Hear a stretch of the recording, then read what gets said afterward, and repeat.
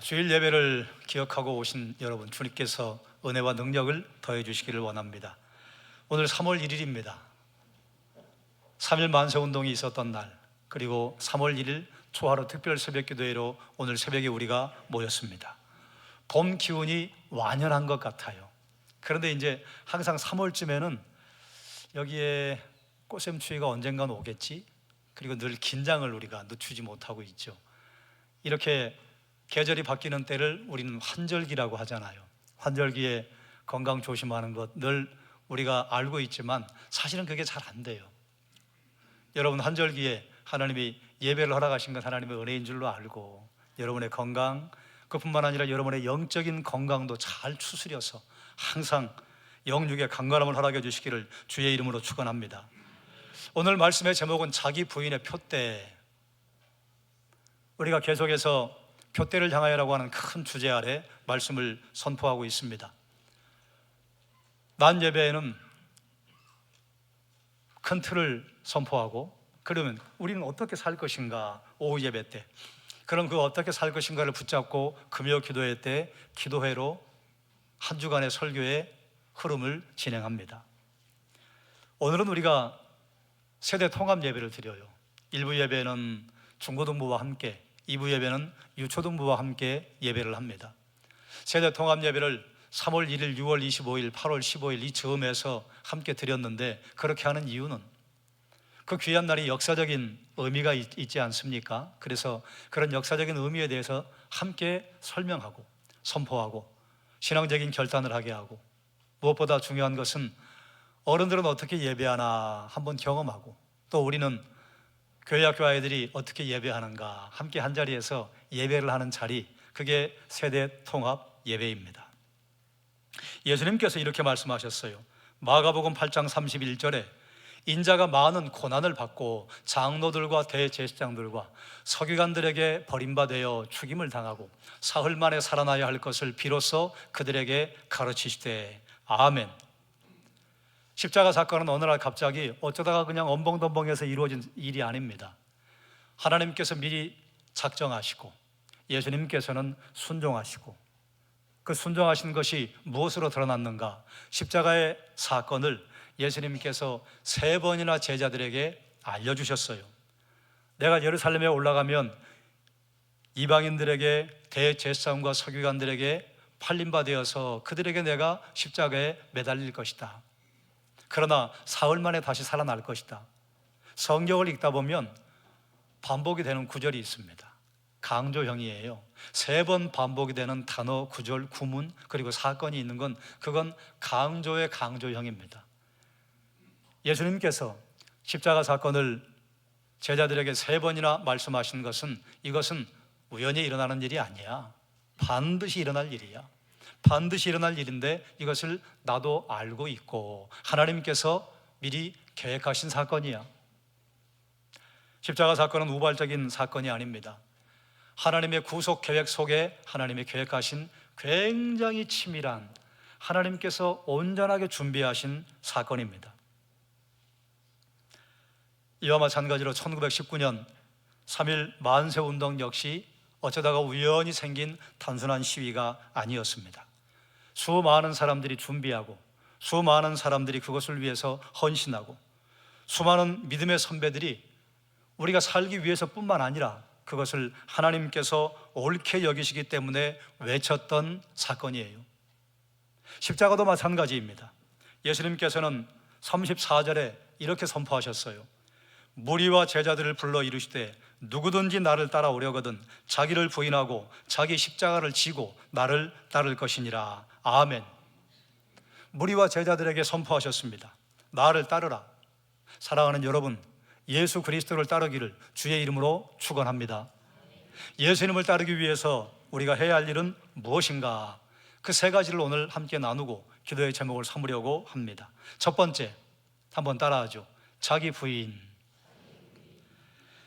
자기 부인은 주권을 이전한다는 의미가 있습니다. 자기 부인의 원래 의미는 완전히 관계를 끊다, 공개적으로 거절한다라고 하는 의미가 있어요. 베드로가 예수님을 모른다고 할 때 이 단어를 사용했습니다. 마태복음 26장 72절에 보면 베드로가 맹세하고 또 부인하여 이르되 나는 그 사람을 알지 못하노라 하더라. 베드로가 예수님을 부인했습니다. 그런데 그 앞에 맹세했어요. 그리고 부인했습니다. 유대인들은 어떤 진실을 말할 때 나 이거 진실입니다. 만약에 내가 말한 이것이 진실이 아니라면 하나님께서 내게 벌 위에 벌을 내리기를 원합니다. 그게 맹세예요. 그런데 그 맹세 다음에 무엇을 얘기했는가? 나 예수 모른다니까. 하나님의 아들이신 예수 그리스도를 알았는데 그를 부인하기 위해서 하나님의 이름을 들먹이면서 하나님의 아들 예수를 부인했습니다. 나 절대 몰라. 이거 무슨 말인가 하면 예수님께서 군병들에게 체포되어서 가야베의 관정으로 끌려갔을 때 베드로도 그곳까지 따라갔잖아요. 그런데 옆에 있던 요정이 너 예수 제자잖아. 그랬더니 나 몰라. 무슨 말이에요? 예수 내 선생 아니야. 예수님 내 주인 아니야. 나는 그의 제자 아니야. 공개적인 자리에서 작은 목소리로 말하지 않았을 것입니다. 큰 목소리로 얘기했을 거예요. 맹세하고 부인했습니다. 그게 자기 부인이에요. 나를 부인한다고 하는 것은 이처럼 큰 소리로 사람들 앞에 나는 내 인생의 주인이 아닙니다, 내가 내 인생의 주인이 아니라고 하는 것을 선포하는 거예요. 이 시대는 모두 내가 옳다고 외칩니다. 다 자기가 주인 노릇하겠다고 그래요. 내 마음에 안 들면 주민센터 가서도 소리를 지르고, 백화점에서도 소리를 지르고, 공항에서도 소리를 지르고, 버스에서도 소리를 지르고, 교회에서도 소리를 질러요. 내 뜻과 내 생각에 맞지 않는다고 소리를 질러요. 그런데 제자는 이렇게 묻습니다. 한번 따라하죠. 우리 주님은 무엇을 원하시는가? 한번 더 따라하죠. 우리 주님은 무엇을 원하시는가? 우리 주님은 무엇을 원하시는가? 그게 물어야 할 질문이에요. 많은 사람들이 교회에 모여 있습니다. 다 백인백색, 만인만색이에요. 그런데 내 뜻과 내 생각이 앞서면, 그러면 교회는 수많은 소리들이 많아지죠. 주님의 소리, 주님의 뜻, 주님이 무엇을 원하시는가?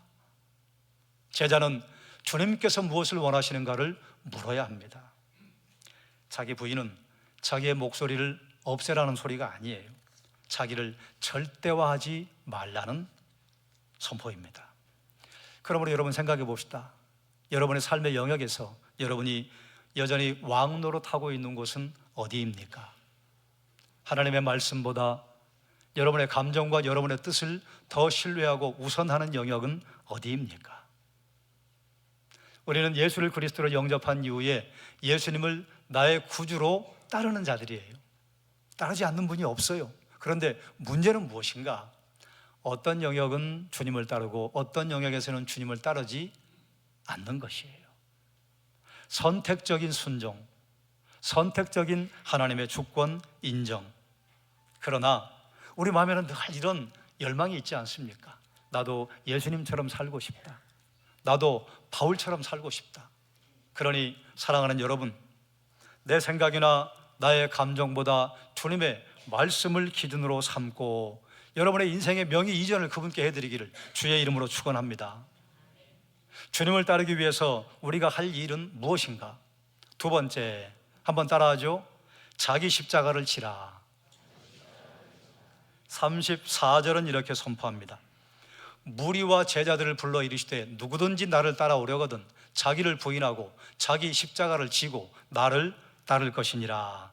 아멘. 여러분, 십자가를 생각하면 어떤 생각이 드십니까? 십자가를 생각하면 어떤 느낌이 듭니까? 우리가 생각하는 십자가와 초대교회 성도들이 생각하던 십자가는 거리가 엄청나게 멉니다. 요즘은 세계 어느 곳에 가도 빨간 십자가, 하얀 십자가, 또 십자가가 없더라도 교회의 십자가를 조그맣게 문 앞에, 그래서 십자가는 교회, 물론 이단들도 건물 위에다가 십자가를 세워놓으니까 그건 좀 구분이 필요하겠습니다만 초대교회 성도들에게 십자가는 그렇게 감상적이고 자랑스럽고 감격적인 물건이 아니었습니다. 초대교회 성도들에게 불같은 시련이 왔을 때 그 중에 하나가 황제 숭배였습니다. 황제 신전에 가서 절을 하고 한 번만 예배를 하면 그럼 너 알아서 신앙생활 하도록 우리가 인정할게. 그런데 성도들은 그것이 예수님을 부인하는 것이라고 이해를 했습니다. 여러분이 잘 알고 있는 사도 요한의 제자 폴리갑은 자기 친구가 집정관이었어요. 그래서 여보게 친구, 한 번만 예수님 부인한다고 하게. 그러면 그 다음에 모든 예배를 드릴 수 있고 생명에도 문제가 없을 텐데. 그랬더니 폴리갑이 이런 말을 했어요. 내가 80평생을 살아오는데 주님께서 나를 한 번도 부인한 적이 없네. 그런데 내가 어떻게 예수님 부인하겠나. 그래서 결국은 화형을 시키려고 했는데 전해져 내려오는 일설에 의하면 장작불 위에 폴리갑을 올려놓고 불을 아무리 피워도 불이 이렇게 비껴가는 거예요. 타지 않고. 그래서 창으로 폴리갑의 심장을 찔러서 죽였다는 일설이 전해져 오고 있습니다. 그리고 나는 예수님을 부인할 수 없습니다. 나는 황제를 신이라고 인정할 수 없습니다. 그런 사람들을 다양한 방법으로 고문하고 죽였지만 그 가운데 대표적인 게 철십자가로 사람들을 내리쳐 죽인 거였어요. 그래서 초대교회 성도들에게 철십자가는 무시무시한 고문 도구였습니다. 그래서 그 시대를 보내면서 이건 철십자가만 생각하면 십자가만 바라보면 그냥 치가 떨린다. 그래서 한때 교회의 사인이 닭이었습니다. 닭 울기 전에 베드로가 3번 주님을 부인했다가 회개하고 돌아온 것을 기념해서 닭을 교회 건물 위에 놔뒀어요. 그러나 그 다음에 우리 주님이 주신 십자가, 날 위해 지신 그 십자가, 그것 때문에 우리가 하나님의 자녀가 되었고 교회가 되었지. 그리고 다시 이제 중세로 들어가면서 교회의 표식이 십자가가 된 것입니다. 예수님 당시만 해도 십자가는 처형 도구였어요. 십자가를 진 사람은 저 사람 좀 감형되지 않을까? 그런 가능성이 없었어요. 죽으러 가는 거예요. 죄수는 자신이 달릴 십자가를 지고 약 1km 정도를 꼬불꼬불한 길을 왔다 갔다 했습니다. 사람들에게 본보기가 되는 거죠.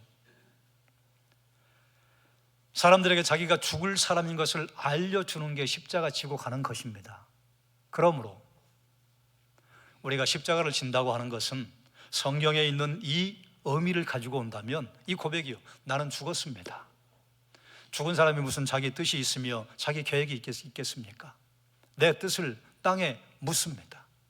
그러나 우리는 여전히 이 땅에 살고 있잖아요. 그러니 무엇하라는 것인가? 내 뜻과 내 계획을 땅에 묻고 예수님의 계획과 예수님의 뜻을 따라 살겠다 하는 고백이 나 십자가 집니다, 그런 의미예요. 어떤 집사님이 이렇게 말하는 소리를 들었습니다. 목사님, 저는 교회에서는 엄청 순종적입니다. 집에서는 저는 왕입니다. 웃음이 나지요. 그러나 십자가는 교회에서만 지는 것이 아닙니다. 가정에서 먼저 사과할 줄 알아야 하고, 직장에서 정직을 선택해야 하고, 학교에서 하나님의 이름을 드러낼 줄 알아야 하고, SNS에서 분노 대신 절제를 선택하는 것입니다. 내가 주인 되려고 하는 것을 내려놓는 것입니다. 그게 십자가 지는 것이에요. 1919년의 만세운동은 결과가 보장된 선택이 아니었습니다. 결과를 아무도 알 수 없었어요. 결과는 어떻게 되었습니까? 오히려 만세운동을 부른 것 때문에 수많은 사람들이 총에 죽고 칼에 죽고 투옥당하고 그리고 사형당하고 해외로 쫓겨가고. 하지만 그들은 참여했습니다. 그 소식이 전해지지 않은 게 아니에요. 3월 1일 날 전국적으로 대한독립 만세 부른 게 아닙니다. 2월 8일 날 동경에서부터 유학생들이 시작을 한 것이 한국으로 건너오고, 3월 1일 날 만세운동을 한 것이 한 달 반 동안 전국으로 흩어지면서 남쪽으로 북쪽으로 올라가서 만세운동을 벌인 거예요. 그런데 그런 만세운동을 벌일 때 같이 간 소식이 있습니다. 만세운동 벌였던 사람들 많이 죽었다, 많이 체포됐다. 하지만 두려워하지 않고 참여했습니다. 왜 그랬는가? 그것이 옳기 때문이었어요. 여러분, 십자가도 마찬가지입니다. 십자가를 지는 것이 힘들고 어렵지만 십자가 지는 것이 생명을 얻는 길이기 때문에 십자가를 지는 것입니다. 십자가를 거절하면 생명을 잃습니다. 십자가를 지면 생명을 얻습니다. 십자가를 지면 패배하는 것처럼 보이지만 십자가는 우리에게 궁극적인 승리를 얻게 해주는 그야말로 유일한 길, 좁은 길인 줄 믿습니다. 사랑하는 여러분, 혹시 무엇을 잃을까 두려워서 주님께서 내게 감동을 주시는데 그 순종을 미룬 것이 있습니까? 여러분의 일상에서 여러분의 주인됨을 내려놓아야 할 것은 무엇이 있습니까? 십자가라고 하는 것은 전에도 우리 교회에서 제가 말씀드렸습니다만, 남편이 십자가야, 내가 아픈 게 십자가야, 내 자녀가 십자가야, 내가 일하는 직장이 십자가야, 아니에요.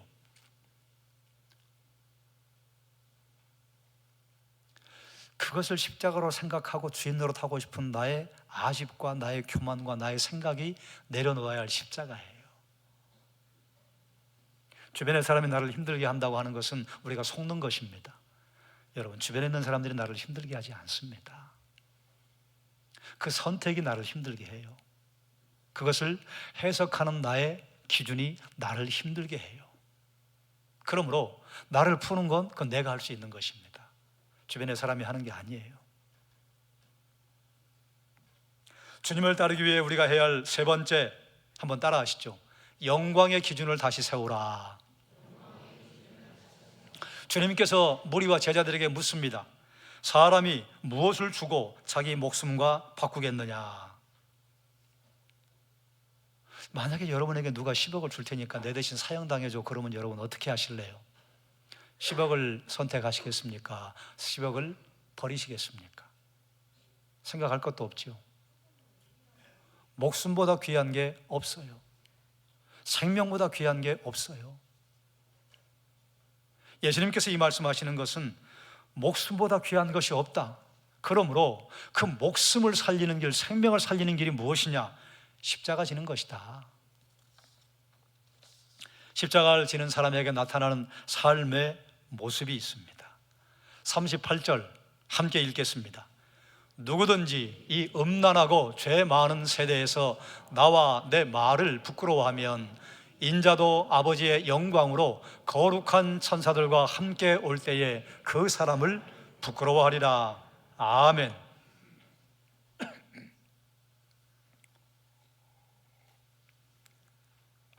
무슨 말씀인지 이해되시죠?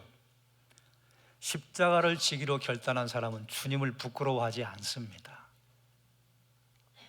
입을 열면 예수를 말하고, 십자가를 부끄러워하는 사람은 입을 열어서 예수 말하기를 삼갑니다. 십자가를 지기로 결단한 자는 주의 말씀을 부끄러워하지 않습니다. 성경이 이렇게 말했어, 성경이 이렇게 선포해. 하나님의 말씀을 담대하게 선포하고 사람들 앞에 자랑합니다. 주의 말씀을 수치로 여기지 않습니다. 주의 말씀을 창피한 것으로 여기지 않습니다. 그런데 이 시대는 성공을 위해서라면 신앙을 조심스럽게 숨기는 것을 별로 그렇게 심각하게 여기지 않습니다. 성공을 자랑하고 신앙을 조심스럽게 숨기는 것을 융통성이 있는 사람이라고 이야기합니다. 하지만 예수님은 단도직입적으로 말씀하세요. 나와 내 말을 부끄러워하면 인자도 아버지의 영광으로 거룩한 천사들과 함께 올 때에 그 사람을 부끄러워하리라. 아멘. 만약에 예수님께서 본인은 십자가 지지도 않으시면서 얘들아, 십자가가 있으니 십자가를 너희도 져라, 그리고 내가 너희와 함께 하겠다, 그러면 그걸 우리가 어떻게 믿겠습니까? 그래서 주님께서는 십자가를 먼저 지시고 십자가를 통과한 다음에 어떻게 영광스러운 모습으로 변화되는지를 알려주시고, 영광의 길을 가는 것이 어떤 길을 통과하는 것이라고 하는 것을 우리에게 모델로 보여주셨어요.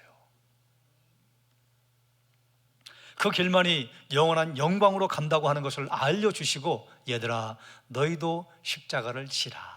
그러면 내가 너희를 버려두지 않고 너희를 떠나지 않고 영원토록 너희와 함께 할 것이다. 운동선수들이 운동을 하면 감독과 코치가 붙습니다.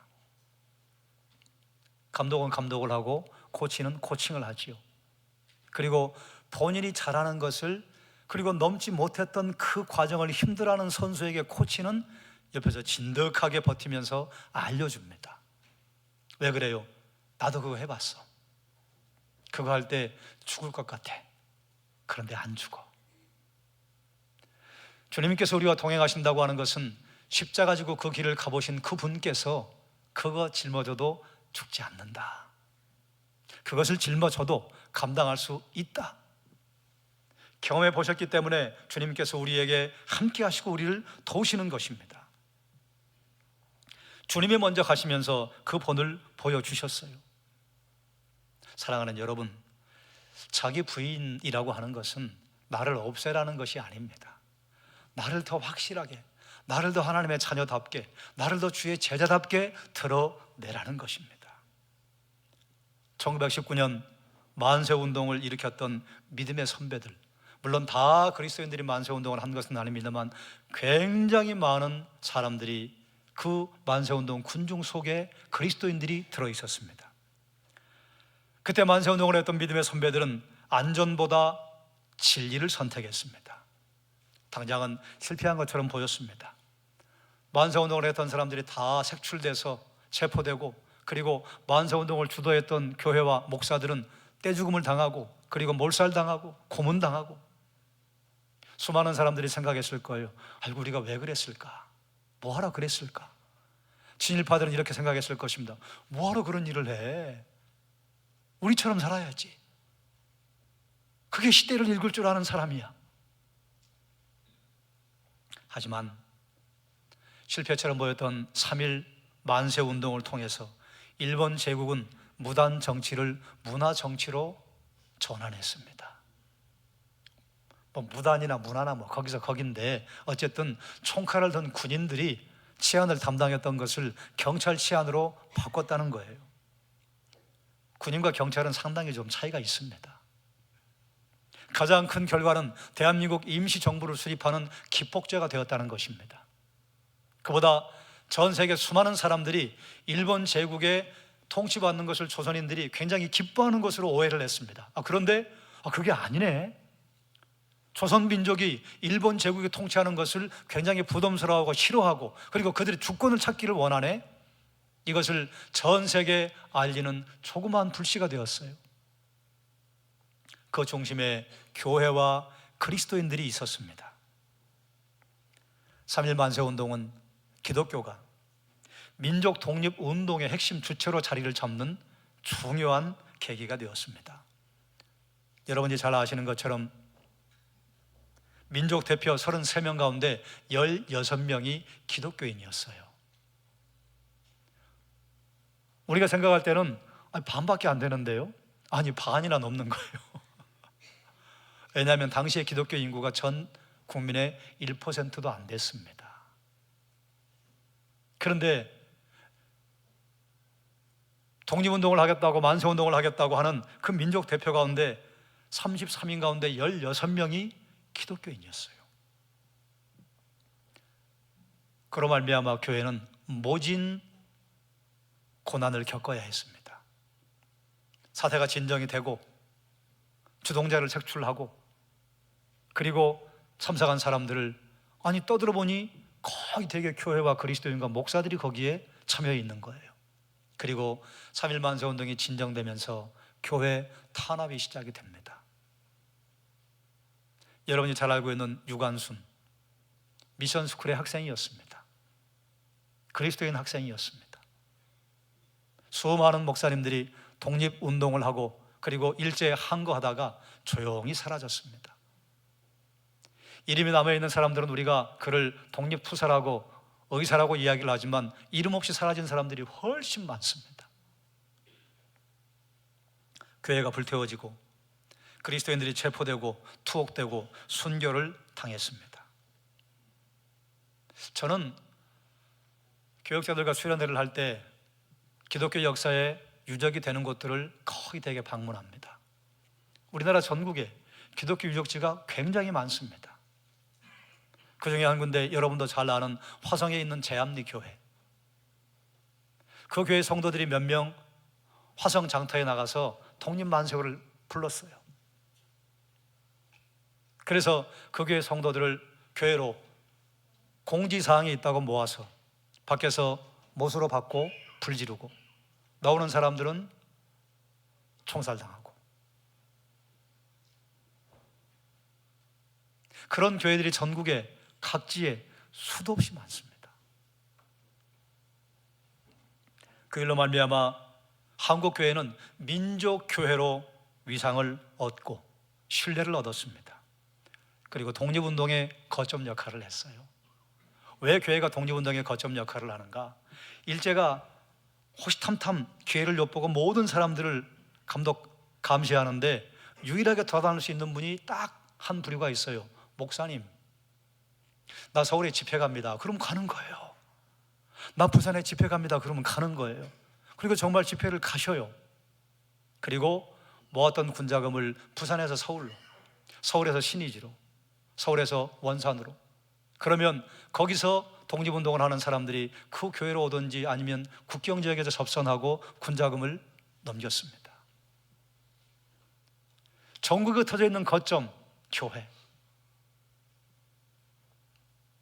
독립운동은 기독교 인구가 확산되는 결과를 낳았습니다. 사랑하는 여러분, 교회는 나라와 국가와 민족이 어려움에 처했을 때 눈물을 흘려 기도하고 때로는 피를 흘리고 그리고 우리 허리띠를 졸라맸습니다. 그게 교회의 역사입니다. 지금 잠시 교회가 사회로부터 손가락질을 당하고 그리고 지탄의 대상이 된 것 같은 이런 사건에 여러분 넘어가지 마십시오. 착시현상입니다. 물론 교회가 부끄러운 것이 있어요. 그리스도인이 부끄러운 것이 있어요. 하지만 대부분의 교회와 대부분의 성도들은 하나님의 말씀을 따라 살기 위해서 애쓰고 수고하고 주변을 돌아보고 있습니다. 다만 우리가 무엇을 더 해야 되느냐? 우리끼리의 이 리그를, 문을 좀 열어서 밖으로 우리의 재정을 흘려보내고 우리의 인적 자원을 흘려보내는 것을 예전처럼 해야 하는 것이에요. 성도교회가 서 있는 주변에 사람들과 지역 주민들이 교회가 있으니까 좋다, 덕보는 게 있어야 돼요. 교회가 있으니 우리에게 무슨 도움이 되지?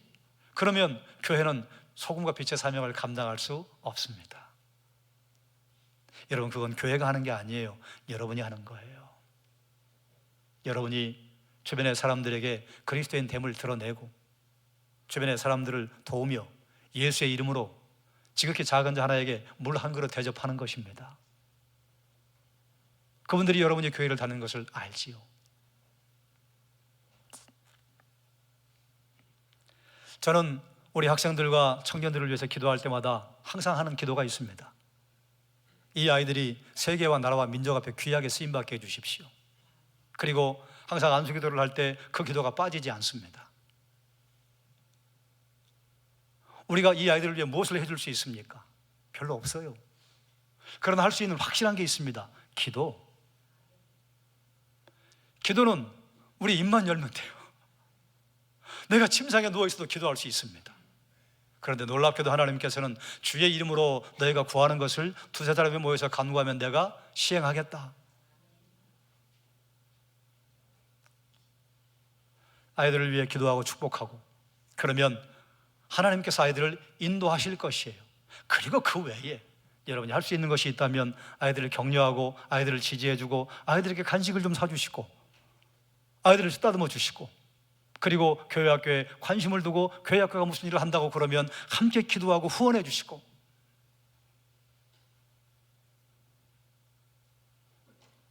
교회 학교가 든든하게 서기를 원한다면 다른 것 없습니다. 마음과 주머니가 그쪽을 향해 열려야 합니다. 마음과 주머니가 열리지 않는데 교회 학교를 크게 세우겠다? 그건 쉽지 않습니다. 내 자녀가 잘 되기를 바란다면 마음과 주머니가 그리 열려야죠. 교회가 하나님 앞에 건강하게 성장하고 자라기를 바란다면 그러면 교회 앞에 여러분의 마음과 주머니가 열려야 해요. 이번에도 교회 학교 겨울 수련회를 하는데 많은 분들이 마음을 모아주고 그리고 주머니를 열어주셨습니다. 감사해요. 내 보물 있는 곳에 내 마음이 있습니다. 오늘 세대통합 예배를 하면서 유초동부 학생들이 함께 앉아 예배하는데 이건 우리가 얼마나 감사한 일인지 몰라요. 아이들이 이곳에 우리와 함께 예배할 수 있다고 하는 것, 예배할 수 있는 교회 학교가 있다고 하는 것, 이것이 우리에게 감사의 제목입니다. 여러분 더 기도해 주십시오. 교회 학교가 건강하게 부흥되고 그리고 이 아이들 가운데서 세계와 나라와 민족 앞에 쓰임받는 아이들이 생길 수 있도록 기도해 주시기 바랍니다. 기도하면 기도한 대로 된다고 여러분 믿으시지요? 기도한 대로 된다고 저는 믿습니다. 그래서 내가 할 수 있는 기도를 하는 것입니다. 기억하기 바랍니다. 우리는 혼자 걷지 않습니다. 우리가 십자가를 지고 자기를 부인하고 예수님을 따를 때 나 혼자 걷는 것이 아니라 주님께서 우리와 동행하시는 줄 믿습니다. 여러분 그 길을 가다가 넘어지지요? 넘어져도 괜찮아요. 일어나면 됩니다. 방향만 제대로 돼 있다면 우리는 반드시 그리스도의 장성한 분량까지 자라게 하실 줄 믿습니다. 여러분 자기 부인의 표대 겉으로 드러나는 것은 예수와 예수의 말씀을 부끄러워하지 않는 것이에요. 그게 사인이에요. 우리가 그 사인을 드러내기 위해서 우리가 바라보고 달려가는 표대는 무엇이냐? 한번 따라해요. 예수 그리스도. 그래요. 예수 그리스도를 바라보고 달려가는 것입니다. 그게 바로 예수 따르는 것이요, 그게 바로 십자가를 지는 것이요, 그것이 바로 자기를 부인하는 것입니다. 자기를 부인하는 이유, 그리스도를 얻기 위함이요, 십자가를 지는 이유, 그리스도를 얻기 위함인 줄 믿습니다. 십자가는 끝이 아니라 영광으로 가는 길입니다. 그러므로 사랑하는 여러분, 자기를 부인하고 십자가를 지고 그리스도를 따라가는 것이 생명의 길인 줄 알고 주님을 따라서 영원한 생명, 형통을 누리며 살아가기를 주의 이름으로 축원합니다. 기도하겠습니다. 나와 내 말을 부끄러워하면 인자도 아버지의 영광으로 거룩한 천사들과 함께 올 때에 그 사람을 부끄러워하리라.